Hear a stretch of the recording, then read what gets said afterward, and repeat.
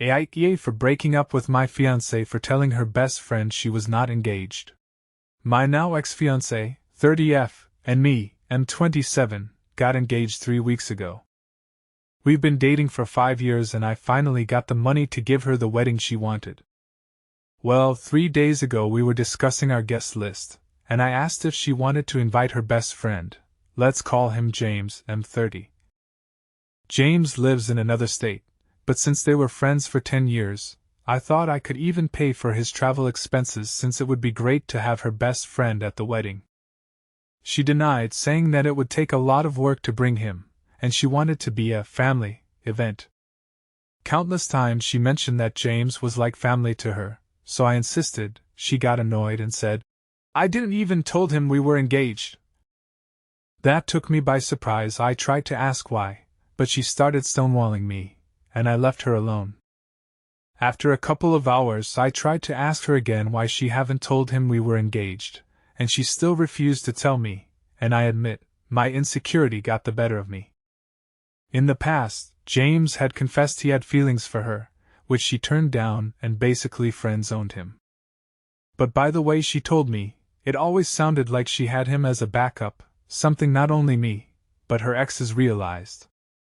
She married him online. They always made they WoW characters look like a couple, like wearing the same transmog and shit like that.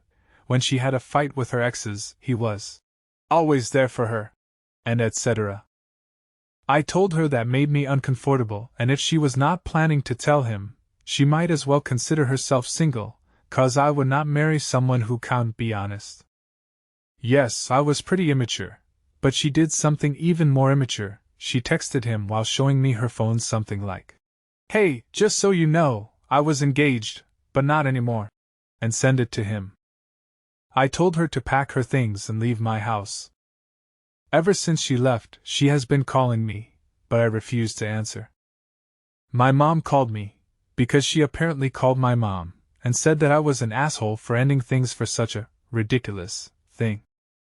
Update: AITA for breaking up with my fiancée for telling her best friend she was not engaged.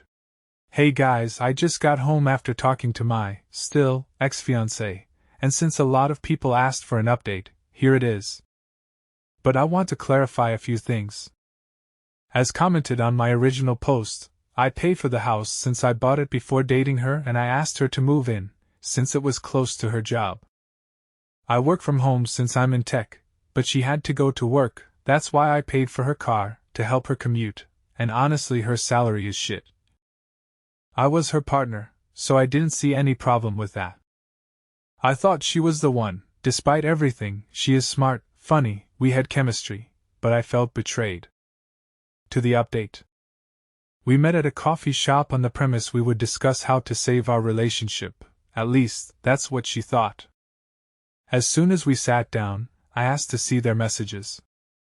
She got defensive immediately, and told me she had deleted everything. I asked to see her phone anyway. She started to cry, ugly cry, asking me to stop. At that point I had already decided I was not going to be part of the relationship anymore, but damn, I was curious. It took a good 20 minutes for her to hand me her phone, a lot of crying, even a waitress asking her if she was okay. So I read the messages. There wasn't any cheating like nudes being exchanged, them professing their love for each other, but what I read still stung. There was a lot of shit talking about me. A lot. Texts and texts of them saying how terrible of a person I was, criticizing my hobbies. I like video games and pro wrestling, saying I wasn't a real man because of them and stuff like that. But there were 2 topics that caught my eye.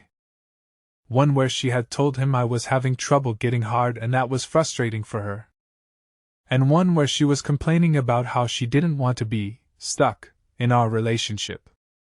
Yes, I was having problems in bed.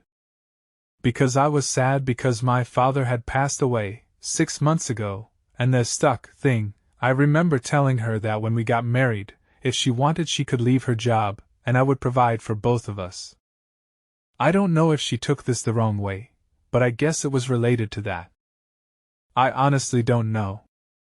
By the time I gave her the phone back, she was already giving excuses on why she was saying those things to him, how he was like a therapist for her, and then she asked me, "Don't you complain about me to your friends?" And I simply replied, "No, I don't." She started crying again. I took a pretty deep breath and just said, "Just give me the ring back." I didn't have the ring with me, like some suggested. She hesitated a bit, but gave it to me anyway. I stood up and asked her to delete my number and to not bother me anymore. I called her mom and asked her to pick up her daughter's stuff at my place. Her mom is a good person. I'm just realizing I'm going to miss her as I write this. She understood why I decided to end it, but she didn't ask much, and to be honest, I'm glad she didn't. As for my mom, I didn't call her. I just blocked her for things unrelated to this post. I just realized she never had my back in anything. I was always trying to save an already failed mom-son relationship. Before I leave, I just want to clarify. I was never against her having male friends, or any type of friends. People are going to cheat, friends or no friends. I remember my dad saying something to me when I was a teenager. He always said, "Opportunity makes the thief." But I do not agree with that. Anyway, since I have the next 2 weeks off work, I'm going to figure what to do with the wedding money, drink some booze, play games and watch Monday Night Raw later. Peace. P.S. Sorry for any typos, but I fixed the title now. Edit. A couple of people are asking about the car. Is a 2015 Nissan Versa which she crashed 2 times, both times she rear-ended someone. Never liked the car, weak engine, the interior feels cheap and overall bad, so for all I care she can keep that piece of shit. I would have more luck throwing it off a cliff than selling it. Edit 2, little update. Her mom called me a few hours ago to check on me and to ask when she could come and pick up X's stuff. We spoke about the car and she basically forbid me to let her daughter keep the car because, 1, I paid for it. 2, X wouldn't be able to maintain it. So I'm going to keep the car until I'm able to sell it, God help me. Also, some people called the story fake, cause they said I wasn't a real man for playing games, and yet they played WoW. To be honest, that's on me, cause I wasn't very clear. The real man thing was more about the pro wrestling hobby than the gaming hobby, but in some messages they clearly mocked me for playing some games, Life is Strange series. In one I remember James saying something like, "How could a grown-ass man play such a girly game and cry?" Yes, I cried playing Life is Strange. I also cried to RDR2, the I'm Afraid cutscene still makes me emotional. I'm a crybaby, I guess. Also, I want to thank everyone who messaged me to talk about wrestling and games. It really helped me take my mind out of everything. I haven't replied to everyone, but I intend to. If anything happens, I'll let you guys know. Be good people. Now for the next story. AITA for not allowing my son to be punished after he refused to do his school presentation? My son, George, just turned 13 this month. George is very bright, projected to get 8s or 9s in his GCSEs, and regularly achieves these grades in his mock exams and assessments. But he struggles socially, and has been bullied badly in the past. Things are better now, but he isn't popular. As part of his PD class, he had to create a children's toy and give a sales pitch to the class.